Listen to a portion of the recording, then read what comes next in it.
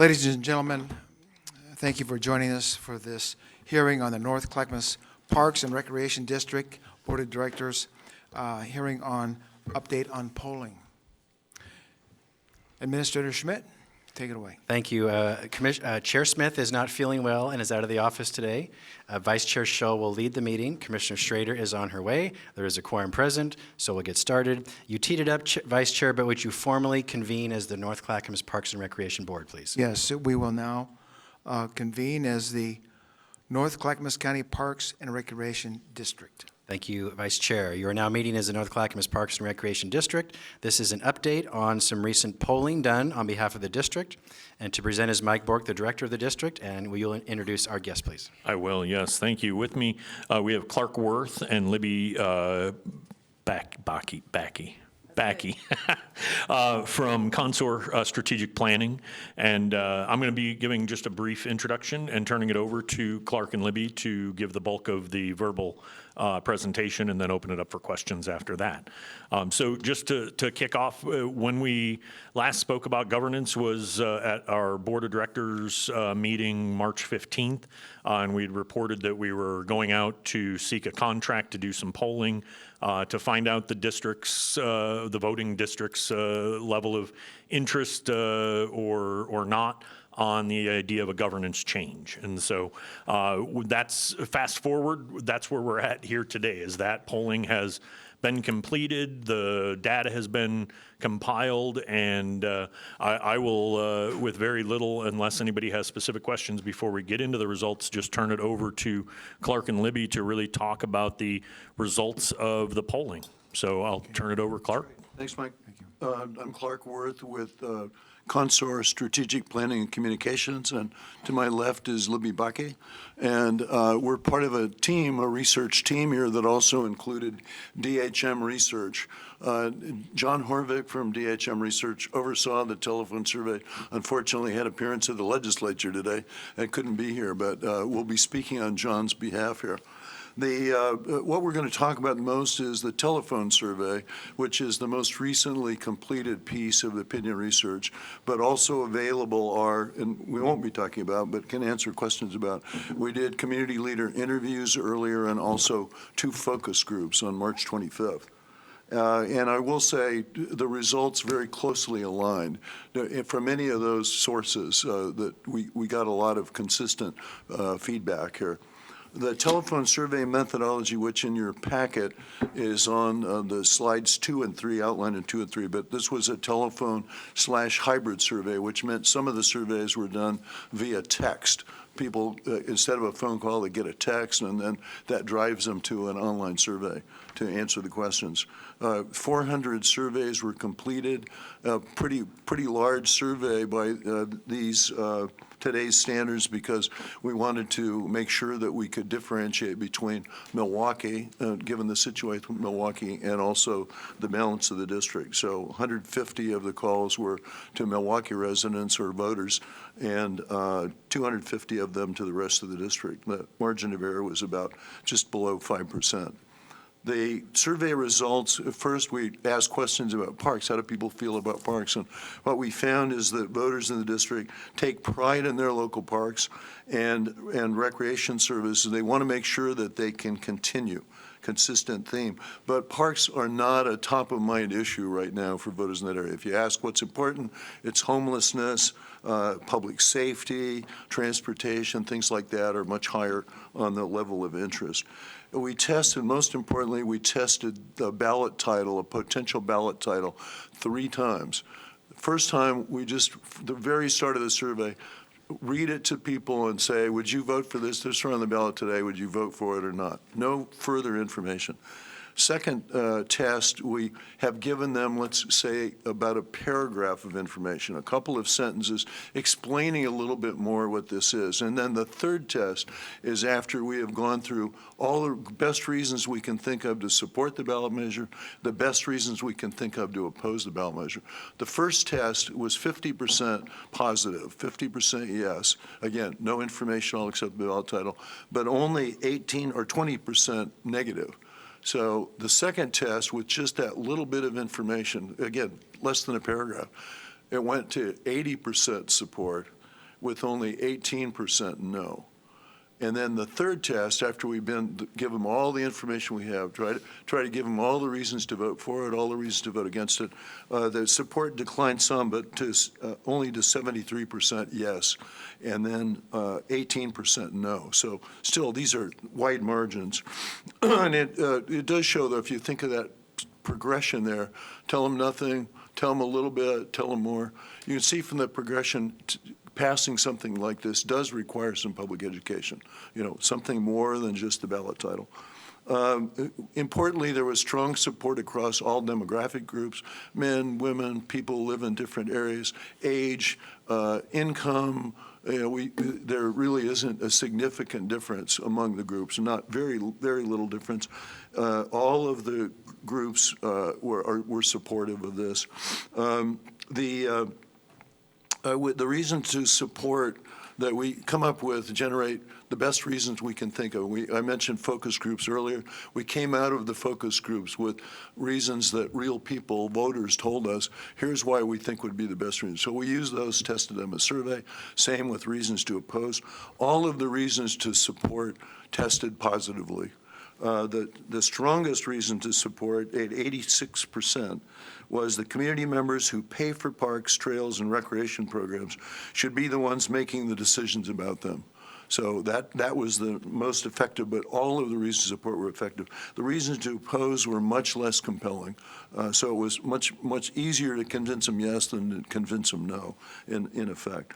The strongest support, and I mentioned there aren't great differences, and this is probably intuitive, people with children are more likely to support this. So if you have school-age children, more likely to be a supporter. People who are frequent park users, more likely to be supporters. And park use in this area is actually pretty high. Higher than other surveys that we've done. Typically, most communities, around 25% of people regularly use parks. Everybody likes parks, but only about 25% of people use them. The margin here was higher. And again, no opposition group. I mentioned those are a couple of the areas that were really stand out as supporters, but no opposition group stands out. We also asked about projects. What would you like to see happen in parks? And we tested some ideas out for people of the future. And far and away, the most popular was offer more recreation programs for kids, such as swimming lessons and organized support. So recreation programs aimed for kids. Was the most popular. So again, I think that what we're looking for is if this is something that you put it on the ballot for an upcoming election, would this stand a good chance of passing? And the answer is yes. This would stand a very good chance of passing. So, with that, I think that's what we were looking for. And again, the previous opinion research, the interviews, the focus groups were very consistent with what we heard from the telephone survey results. And also, we use the information from those, the intelligence gathered from those, to build the questions that we used for the telephone survey. So with that, I think we're open to questions. Commissioner Savas, you have a question?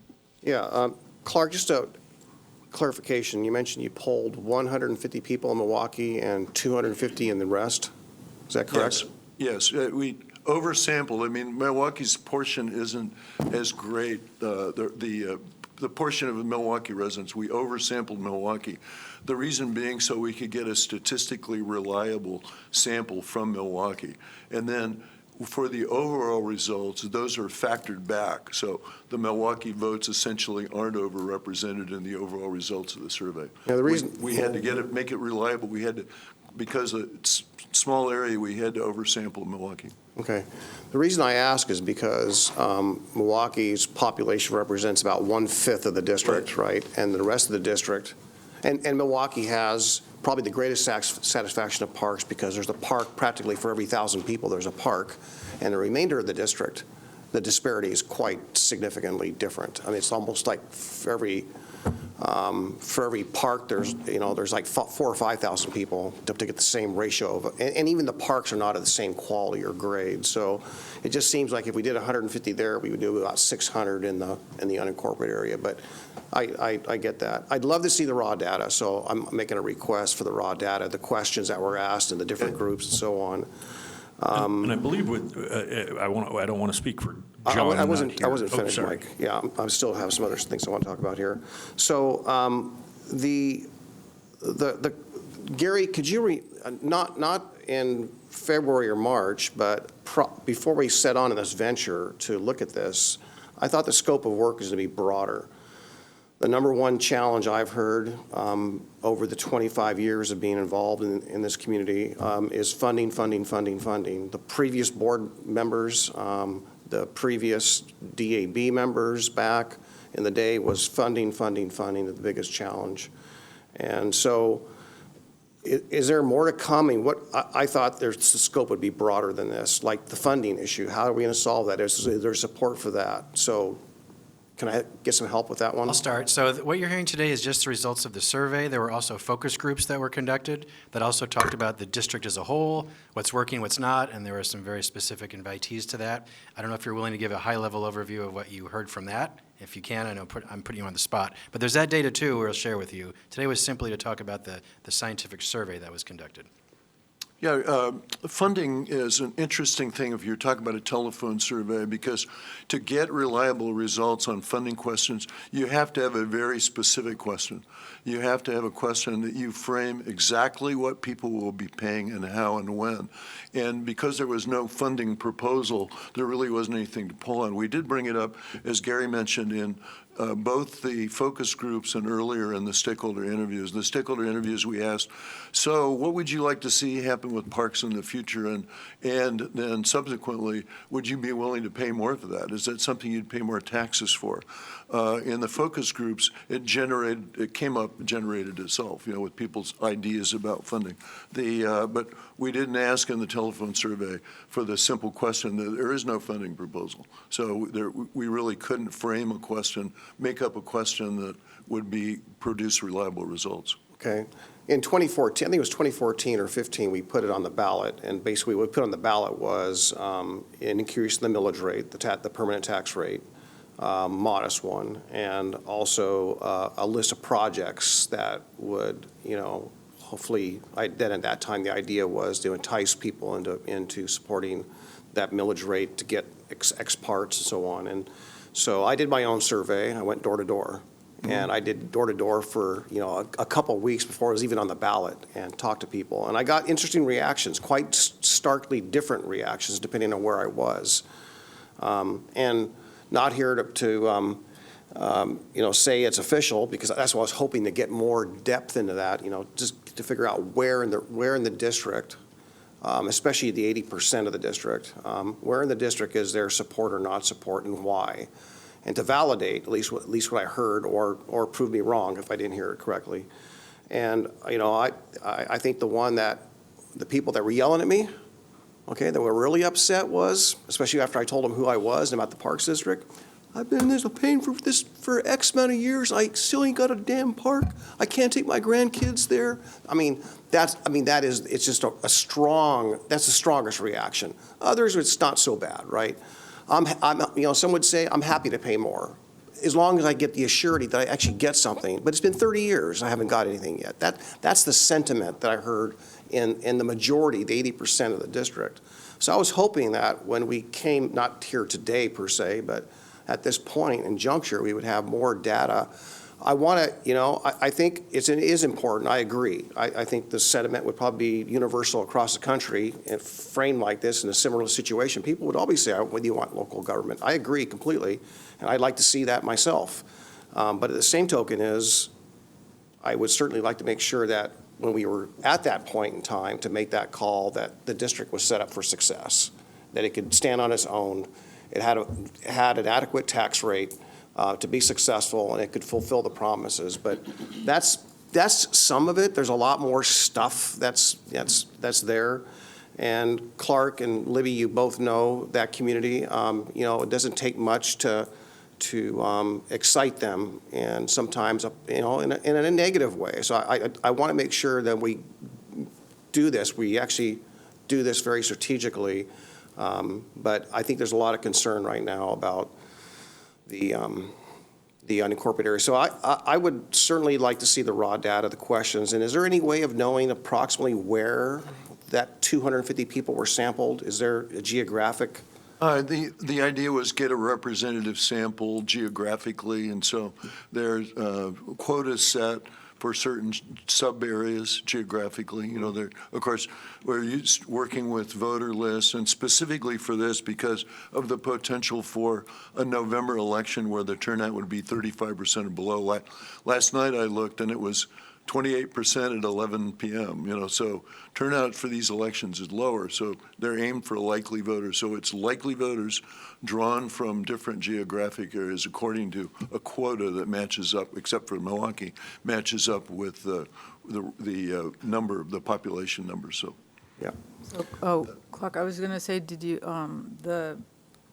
back to the results that showed strong support across all groups, so the Milwaukee and the whole area responded similarly? Yeah, one of the things, or one of the reasons for looking carefully at Milwaukee is because of the proposals that have been discussed for Milwaukee leaving the district. We're interested, did people in Milwaukee think differently? You know, did they see things differently? And the reality was, no, they didn't. They're a little more knowledgeable about parks.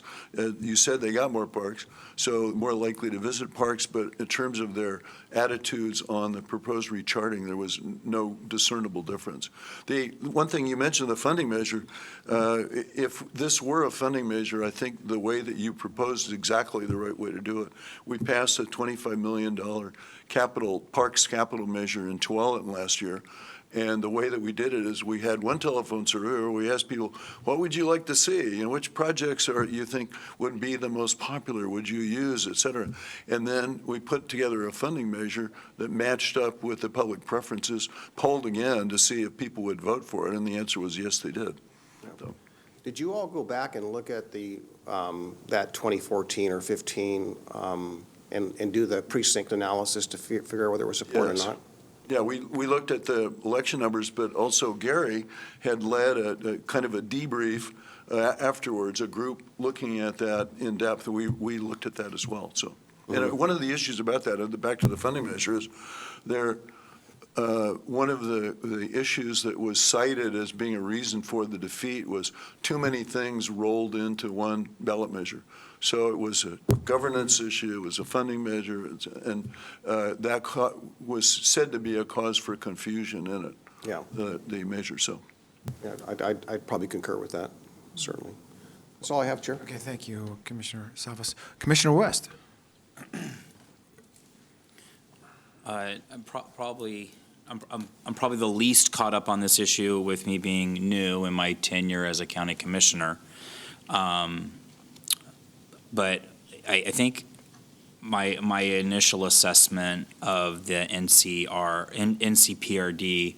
is that it isn't totally a governance issue, but I don't see the district as really financially viable and supported in a way that it needs to be, and there's funding issues. I would be interested to see your questions and how you approached with the focus group, because by looking through this, my first initial reaction was, why did we ask this question? I feel like I probably would have come, if you were to just poll me alone, like, what do you think the Park District residents would think about I'd be like, well, they would overwhelmingly support that idea about it being an independent district. I don't think that that's a super novel question, but understanding maybe about how we can improve the governance of the NCPRD is a better question, in getting more into the weeds about why people are unhappy specifically. I think when people are unhappy or they realize they don't get the services that they've been wanting, or wanting a park for 30 years in their community, they don't have a park, or it's not easy to get access to one, or to take their grandkids to one, or their own children, then they're just looking for maybe some type of change and closer local control. I totally get it. And theoretically, absolutely support local control. I think local government impacts our lives the most. It's a super important layer of government. We are local electeds here. I don't know why we did it this way. I'm not clear to me if this is some type of novel information that we needed. And maybe I'm wrong and I'm new, but that's just my initial assessment, is that we're not getting to the core questions about why this district is struggling far beyond, me being sworn in January. It's been a long-standing issue. And what do we have to do as directors of this board and as county commissioners to help make it restore its confidence back into the voters? And maybe I'm wrong, maybe I'm missing something that was asked, maybe there's questions that were asked, but that's just my initial thoughts. I'm just sharing those.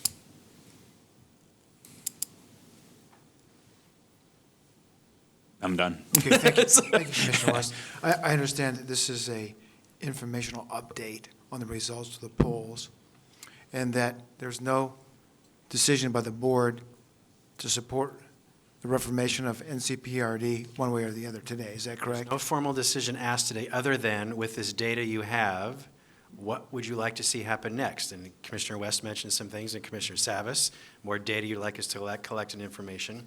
If you have the interest of going to the voters, we would like to hear that. I'm not hearing that, but just what would you like to, with this data, what would you like to see staff focus on or work on next? I know Okay. you've given some good feedback already. Okay, we have Commissioner Schrader would like to say a few words. I just wanted to check on the past history, Paul, because it seems the last time we put this before the voters, it didn't move forward, but it was also coupled with a tax increase. Isn't that correct? Well, as Clark said, there were a lot of moving pieces, board members as well, so it was complex. It was probably too Yeah. complex. Yeah, and I wondered if it was a tax increase because if you put something forward like this, local control without a tax increase, maybe that made a big difference. But then, however, the new elected folks who are going to will be grappling with whether or not they can provide those services with a tax that hasn't been changed in how many years? I don't know. It's been the same for 30 years. Yes, not since 33 years. Not since I've been here. And so to me, we could certainly pass that dilemma if we put it on the ballot to other folks, but I think they might have a rude awakening that, the money's only going to go so far. So, but it's my only comment. Mr. Work, would you like to answer that? Just to speak generally to that, kind of that overall, why didn't we look at the money part of it? A permanent tax rate is not the only way for a district to get additional revenue. Revenue. And what my feeling was, even from before we went to a polling, just from hearing from people, was that there's not a lot of desire out there for an additional permanent tax rate Right. increase. The 2014 Right. vote informed that also. So I was partly hired, I think, to help develop strategy to get this district moving forward on a good, solid footing. And part of that strategy is looking at several different things: governance, funding, long-term viability, long-term planning. Governance and funding do not have to be tied to each other. And my thought had been that we are, as you all are aware, we're undertaking the systems plan process right now. Part of that is, the first part is a needs assessment. We are going to be getting statistical data, not just what I think the community wants, but they're going to tell us what they want, where they want it, what their priorities are. So the strategy was, if we get governance change, get a locally elected board making decisions on policy, procedure, all of that, we'll also have that board be the one that adopts the new system plan that would inform any future funding mechanism, whether it's a local option levy, whether it's other fees that might be looked at. But to look at increasing our permanent tax rate, because that's what we do when we change, if we were to move to a 266, we're reestablishing our permanent tax rate. Right. The argument that I've used is the district has been able to do what it's been doing with this existing tax rate. Yes, there's been some challenges. There's been funding issues. There's been, membership coming in and out of the district. But generally, we are able to keep the parks mowed, the garbage cans emptied, programs going, the lights on at the pool, all the facilities operating with our existing tax base. So anything more that the community tells us they want, which would be what we would get from the systems plan, the needs assessment, would then be factored into any possible future local option levy, as I mentioned, where that could be our operational lift, with then a future bond measure also informed by that. So I didn't feel it's necessary for us to look at a permanent tax rate increase when we have several other funding options. The other mechanisms. Exactly. Because that's what I felt that killed it last time. Yeah, And there are that's- other ways to get the dollars you need for parks districts. Yeah, and So, it's the okay. decision-making on who would be deciding the systems plan, the priorities. That would be, if a governance change happened before that, it would be that new locally Right. selected and elected board making those decisions on Exactly. moving it forward. So that was just a little bit on the thought process on why we proceeded how we are. Okay, Commissioner Samas, you had another question? Yeah, well, a comment, that is that there is one thing I agree that Mike said, and that is, I want to see the district on good, solid footing. I think I think that's an accurate, I think we all do. I don't think there's any disagreement with that, and it's just a matter of getting there. One of the things when it comes to governance that's really been a challenge has been this master IGA, where we have a city, we used to have two cities, but we have a city that kind of had somewhat, well, it does in some ways have veto power over the board. And that's problematic, and that's one of the things that we need to rectify. There's a lot of stuff out there. I don't want to make a big deal out of it right now, but there's just a lot of stuff we need to clean up. We need to clean up a number of things, and I'm certainly want to see the district on its, again, solid, good footing, and have local people around the table making the decisions, the governing decisions. It's just really a matter of how we get there. My experience in elected as a special district member is that cities have a tremendous amount of power over, seems apparently, over other jurisdictions such as districts. And in order to clean this up, I think it's going to have to take a stronger jurisdiction or a stronger jurisdiction like the standing of a county to rectify some of these things. So that they're on good footing. This IGA is one of them. This master IGA we've been trying to work on and get fixed has, I think, caused a lot of this consternation indirectly or indirectly. There's just been aspects of it that have, again, kind of hurt the district and not made the investments as equal across the board. But when we've got decades now when people come to us, and I remember the prior DAB members. You remember Jerry Foy and remember Elton Stormont. They were members of the DAB of NCPRD. They also served on Oak Lodge Sanitary District. And they told me constantly that their issue was money, money, money. And that they had to tell people all the time. And we told people for decades now, our biggest issue is our tax rate's too small. We have the smallest tax rate of any urban parks district in the state of Oregon. That's how it's been couched. So how we get there is important. I was hoping that this work would help maybe put a path or a better understanding of what we need to fix, how we need to fix it, what geographically, what areas that need the help. One of the strategies that we had coming away after the 2014 ballot measure attempt failed was, okay, we need to, and I remember doing some of the precinct analysis of where it failed. And didn't surprise me, it was the same as my door knocking poll, so to speak, was, okay, what if we actually did something for those folks? And I think the Jennings Lodge Park is one of those, some areas in sub-area 4. A park in Oak Grove, areas where they were promised things. When I voted for the district in 1990, we were told things. We were told we'd get things. They never materialized to this day. Things that would happen literally within a mile or 2 miles of my home that were going to happen, and the money was there was a handoff of millions of dollars from the county to stand the district up, and each sub area got a portion into those dollars. And out of those dollars, there would be an end product, which would be parks and property acquisition. Back in 1990, the property was really cheap back then. We could have bought a lot of land. Where the money went, where those projects went, they never not a lot of them didn't materialize. And that's a shame. I want to see some of that rectified. So I'm not the only one who speaks that, has that concern.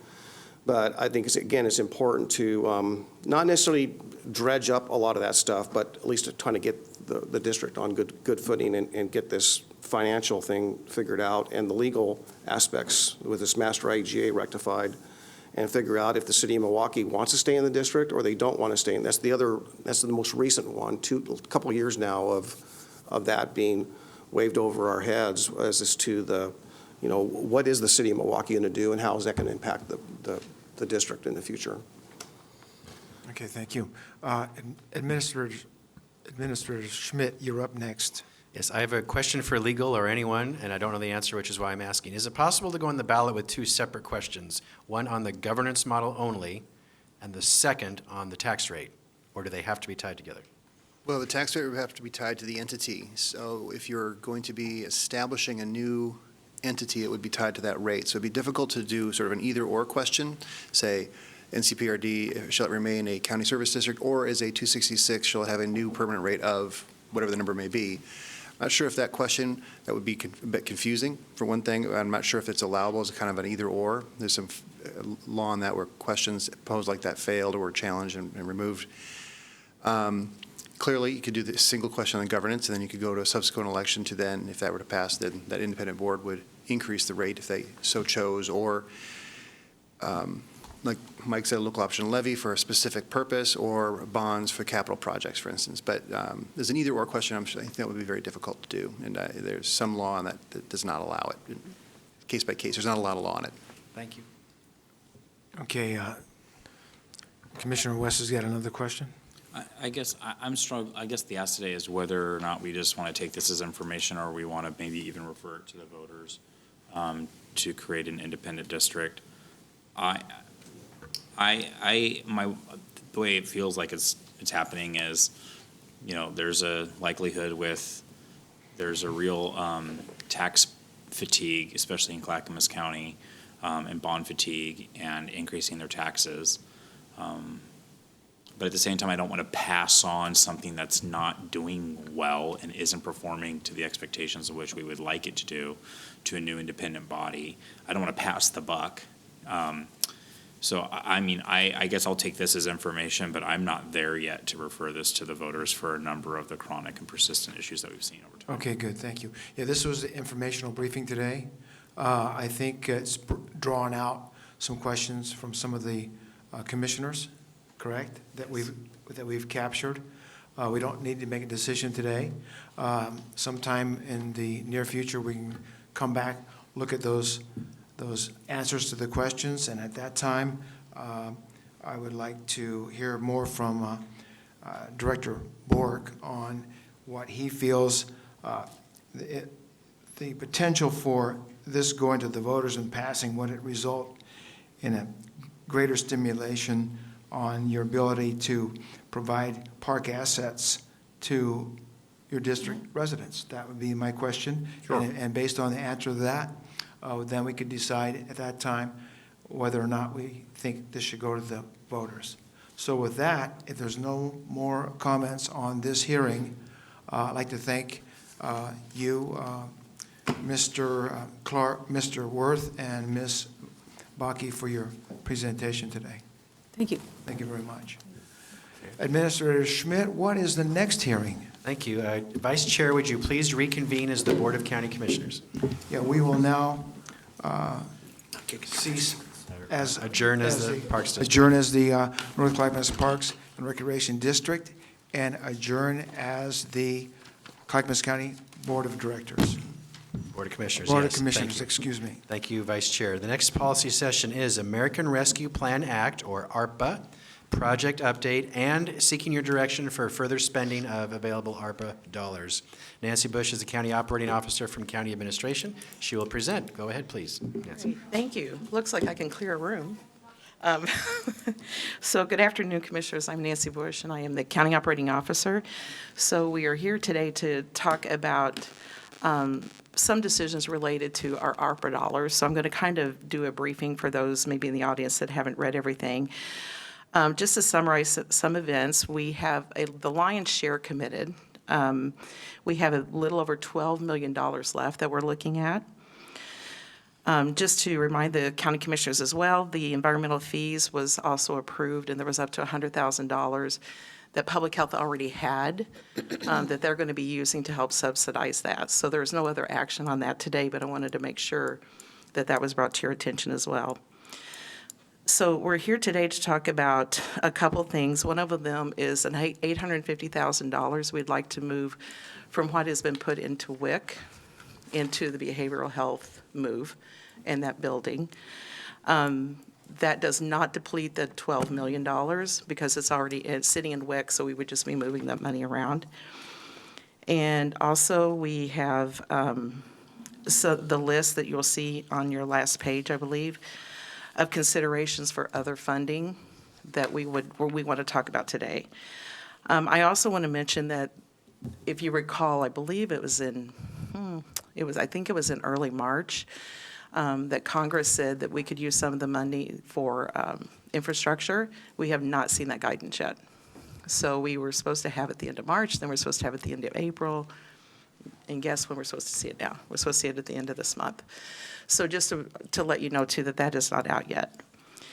So the list is there. We can go through those in just a moment, but I also want to mention that all of these have been vetted on the surface, but as we do any kind of agreements or IGAs with any of the entities for the dollars, they will have to be vetted again to make sure, double check, and make sure everything that they're spending the money on is ARPA eligible. So I'll just briefly talk about the list. We have the Canby Center, which has been a lot of conversation around that. Technology services for cybersecurity, we have a lot of needs there, and that is covered under some of the infrastructure that's already in the final guidance. Habitat for Humanity, that is sticks and bricks, and it's middle housing, which is allowable in the guidance. The OSU Extension Center construction.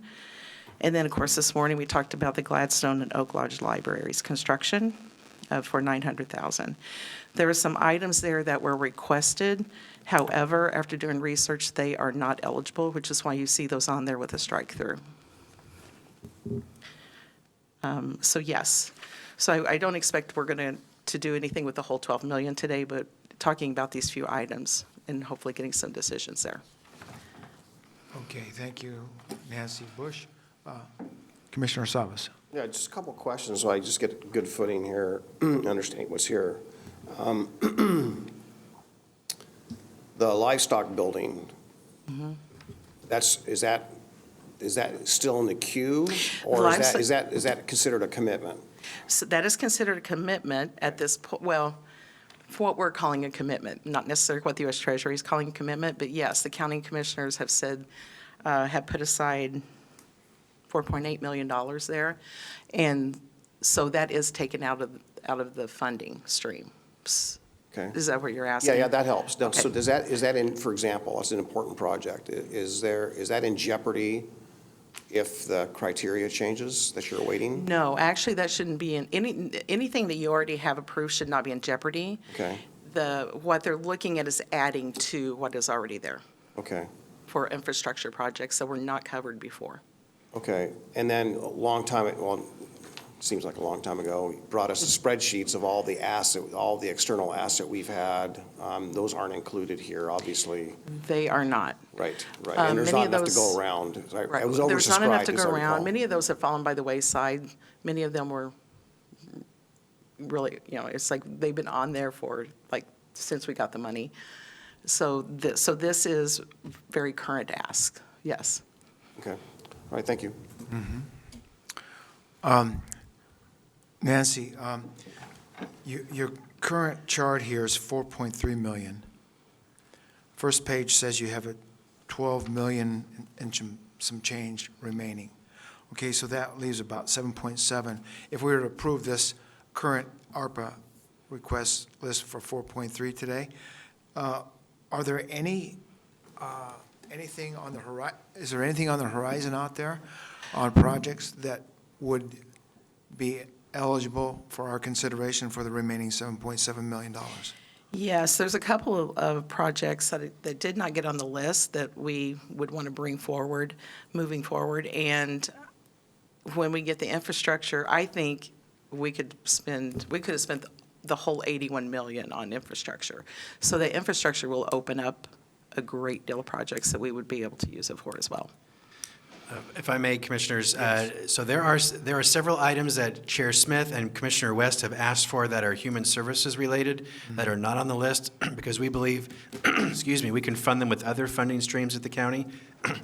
So staff is checking on that right now, but if we can't, we would bring that back to you for your consideration for that final $7 million. And after we get that guidance from the feds on the infrastructure, you could perhaps use that funding, this funding for the Bull Run Bridge, but we don't have guidance on that yet. So there's plenty of things that you care about we'd like to bring back to you and hold that extra $7 million after you make a choice today.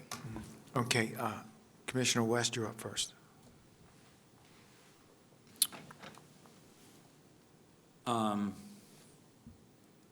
You might have just answered my question about some of the asks that I know were out there that aren't on this list.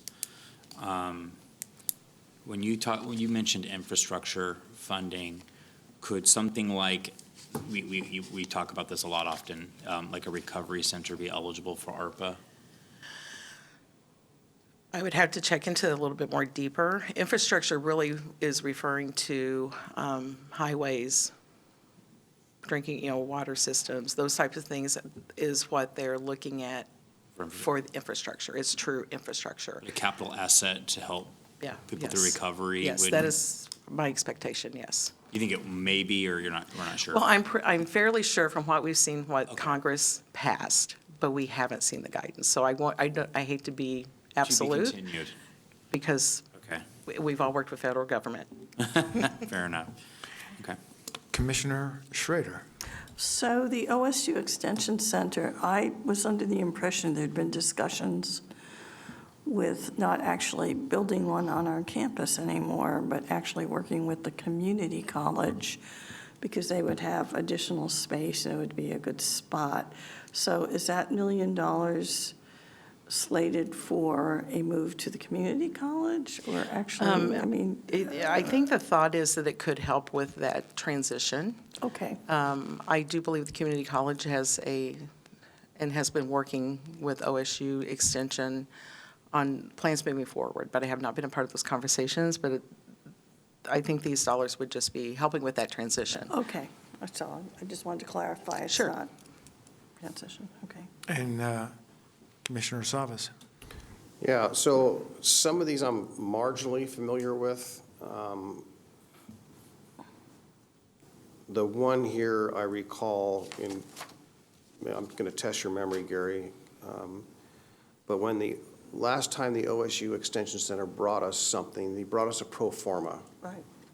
And then the pro forma demonstrated that they did not have, financially, did not have the means to sustain, not build, but sustain their operation in a new building. And I pointed out in that spreadsheet where that was. So that's my recollection, and I haven't seen anything that's resolved that particular conflict of the revenue stream, because they're on a fixed tax millage rate like NCPRD is in other districts. So I'm reluctant to commit those dollars until I see that they have on, I'll just use the word earlier, good solid footing, that they can make it through the day, because this is one-time money. This isn't operational, and I think they had an operational challenge that I saw. So did I miss a meeting maybe, or is it still waiting for a new pro forma or new financials? You're correct, Commissioner. That is if they were to build a new building on our campus. Now that there's been conversations with the community college, they may not have that gap, and they were going to do that analysis with the community college under that new model. We have not seen those results yet. Okay.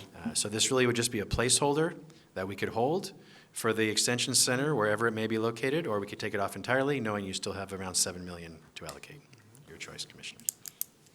Okay, so I personally, on the current ARPA requests, I would support these, committing ARPA dollars to these today. I have a question, though, for you, Administrator Schmidt, on the staff recommendations regarding the WIC relocation. That's not on this list today. Would that be a an additional motion? It's a second item for today. Okay. You previously approved these WIC dollars last time, but as Right, Nancy yeah, mentioned, okay. we're just asking them to be reallocated, so it's just a reallocation of a prior decision you made. Okay. It'll be a okay, second issue today, correct? Okay, so, Commissioners, shall we deal with the current ARPA request here? Do I have a motion to approve these? Chair, could I just make a suggestion? Yes. Can we possibly just do these one at a time? I want to be able to vote for a couple of these or a few of these, but there's one, I don't want to vote it down because I don't like one of them, right? Or not ready for one of them. So That seems reasonable. Or I could make a motion to just fund the ARPA request minus that one. And that'd be because again, I haven't seen the financials for I wouldn't want to commit $1 million and have that out there unless we are certain that it's got some viability to it. Administrator Schmidt. Why don't we what do you just think? take the OSU Extension Center off this list? We'll Right. put it back on the pending list. And again, you'll have 7 million left, so we'll come back to you with that if you're all comfortable with the other items. Okay, I can do that. Commissioner West? Commissioner Schrader, would that sound good? That sounds We want to make sure that the OSU Extension Center realizes that this is not off the table Right. completely. He'll come back after his questions have been answered. So with that, if I could have a motion, Commissioner Savas? Sure. Let me find where it's worded here. I move that we approve a transfer, wait a minute. Oh, goodness gracious. Do we have two actions then? We do have two two separate ones. actions. Okay, The first one. okay. Oh, so I'll move that we approve option one for action one. Approve a transfer of already allocated ARPA dollars from WIC relocation project to behavioral health relocation project totaling $850,000. Okay, so, excuse me, we're going to take this one first then? Yes. The WIC first, okay? Please. We've got a motion to, let's see, we've got a motion to transfer the WIC, the ARPA dollars to the WIC relocation project. Is there a second? I'll second. Okay? Commissioner Savas has moved to allocate ARPA dollars to the WIC relocation project to the behavioral health. Nancy's I'm so sorry. Yeah. That's backward. We need it, it goes from WIC to behavioral Okay, health. Okay, I'm so sorry. from WIC to behavioral health. Yes, sir. Relocation project totaling $850,000, seconded by Commissioner West. Is there any more comments? Clerk, could you take the poll? Commissioner Schrader, Aye. Commissioner West, Aye. Commissioner Savas, Aye. Vice Chair Scholl. Aye. The motion has passed 4-0. Okay, I'll take a stab at the second one if you like, Chair. Please do so. Okay. So I move, scrolling up and down here. I move that we allocate ARPA dollars to a list of projects, and I'll state the projects.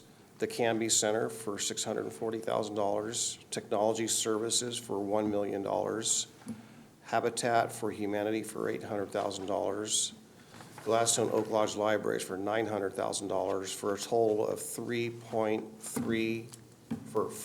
for a total of $3,340,000. I'll second. Okay, it's been moved by Commissioner Savas to move ARPA dollars to the list on today's worksheet, less the $1 million for the OSU Extension Service, and seconded by Commissioner West. Is there any more comments? Clerk, could you please call the poll? Commissioner West, Aye. Commissioner Schrader, Aye. Commissioner Savas, Aye. Vice Chair Scholl. Aye. The motion passes 4-0. Thank you very much. Nancy Bush, thank you very much for your Thank work. you. Thank you. So we will come back to you in the next few weeks, months, on the final remaining 7 million of ARPA and how you'd like to allocate that. So, Okay. thank you, commissioners. Your final policy session, let me ask, Karen, are you doing this one solo? No? Can we take a 5-minute till 2:30 break, please, Vice Chair, for our staff to get here? Sounds like a good idea to me. We're a half hour ahead of schedule. so- See you at 2:30. Okay.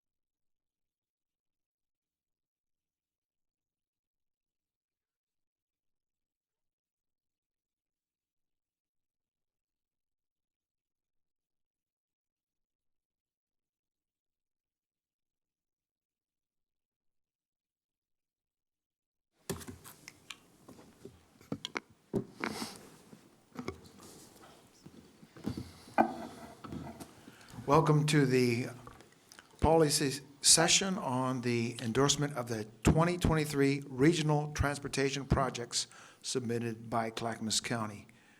Administrator Schmidt, take it away. Thank you, Vice Chair Shull.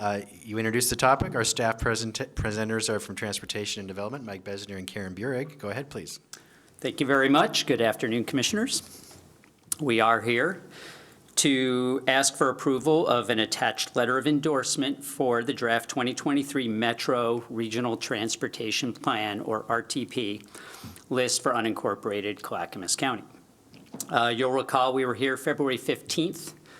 We presented it's the same list.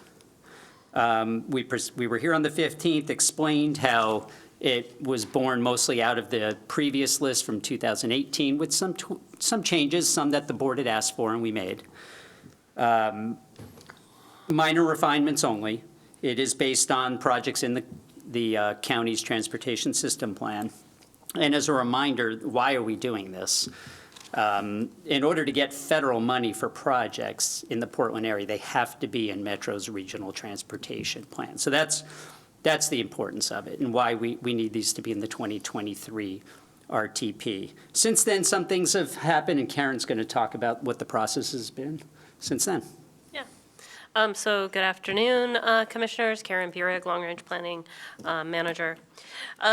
Yes, so since we saw you last, we took the projects that were reviewed by you and we incorporated them all together with the other projects from other jurisdictions in Clackamas County and submitted a coordinated list to Metro. They used those projects to do their initial analysis on the full suite of projects that were submitted from throughout the region and how they achieved and how well we were achieving the regional goals. So currently, as a part of their process, they've asked each jurisdiction to submit to officially endorse the projects that will be included in the RTP. Through this process, we have not identified any specific changes we would have made to that list that we brought to you last February. Just as a high-level understanding of the list that's in your packet, there are 45 projects that we've submitted. They're broken into 3 different categories as a part of the whole RTP process. So you have a near-term category that's fiscally constrained, that's from 2024 to 2030. Then you have a long-term, which is 2030 to 2045, and that's fiscally constrained. But then there's also a strategic list. So that's part of the process, not only just submitting the projects, but putting the projects into specific buckets that kind of are set to kind of control totals that we help establish by the identifying what revenues we thought would be available to us over the next planning period. So we really do think that these particular projects are the best ones to be included within the RTP and really help us achieve the regional goals. If you look at the project descriptions, most everyone have elements of safety and improving safety around the region, or here in Clackamas County is what I should say. We are doing our part to be able to improve access, both by adding pedestrian facilities, bikeways, and we have a lot of improvements to our roadway system in this bucket of projects as well. So with that, I think I will close. Our recommendation is that you approve the attached project list, as Mike said, and submit a letter of endorsement for these projects into the RTP. So we're here for questions. Okay, thank you. Commissioner West. So there were some changes, right, to the list since our last meeting in February, because I remember, right, the 65th and Ellingson intersection roundabout wasn't it under the fiscally constrained 2031, 2045? So we did a series, so from the 2018 list, there were some movement. Just as you said, we moved projects from one category to the next. Okay. But we also did add a couple of projects, and I can go through those specific elements if you want me to. Could you just highlight the move? Sure. We didn't move at all, and No, we've read no, this, no. but maybe So- the since February. Yeah, And it's not a whole lot. So we moved three projects that were in the farther out years to the near-term years. And those projects was the 65th and Ellingson project, 82nd Drive and Strawberry intersection, and the design of the I-205 multi-use path. We also moved one project that was on the strategic list, right? There's kind of three, up into the fiscally constrained, and that was be able to build bikeways on Flavel. We moved a couple of projects. We moved three projects that had been within the fiscally constrained down to the strategic. We didn't think they would actually, they weren't as much of a high priority as they had been previously. And that included ped and bike improvements along Johnson Creek Boulevard, phase 3 of Beaver Creek Road improvements, and then the pedestrian bicycle bridge over the Willamette. They all stay on the list, but they moved to the strategic list. And then we had removed 3 projects, and partially from the direction that the board had given at the time. We moved projects that were specifically related to TriMet off of our list. Some of those projects actually, TriMet submits its own projects. We just were not submitting projects for them. We removed Strawberry Lane I-205 overcrossing. Because that one is an extremely expensive project that really didn't fit into our financial budget. And then finally, there were 3 projects that were completely, that hadn't been on the list before. And one emerged from conversations with the board, and that was to make sure that we had transportation demand management and transit supportive service investments, kind of a bucket. Those things are like park and rides or shuttles or different things like that. Be able to really indicate that that is a high priority for Clackamas County, so a bucket project for that.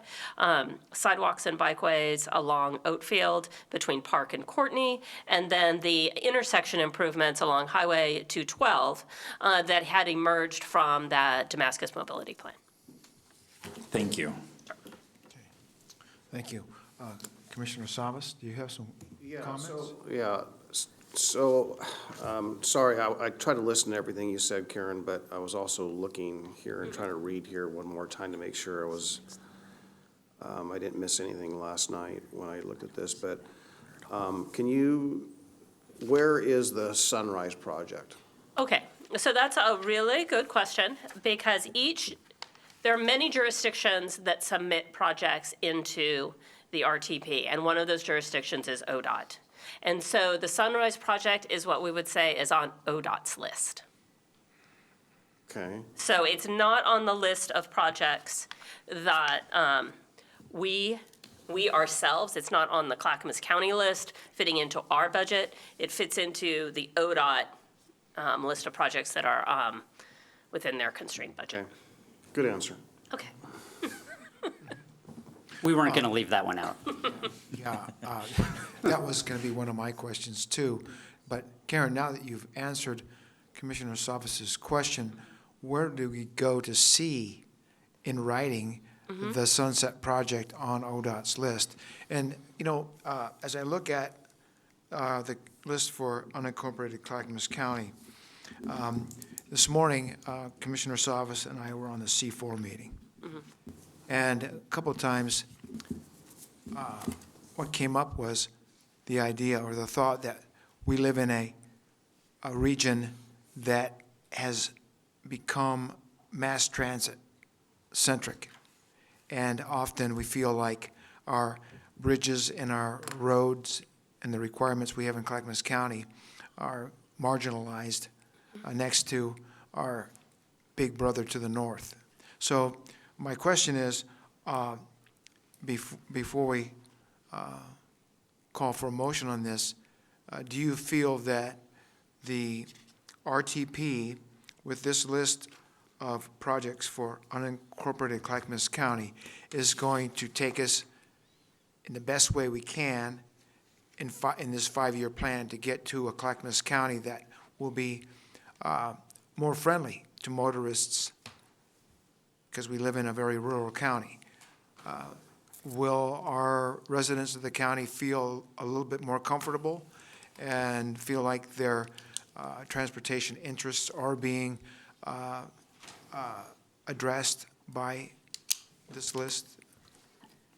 So first, I want to answer your first question, which was, I believe, where can you see the full list of projects that have been submitted to the RTP, including the ones from ODOT and whatnot.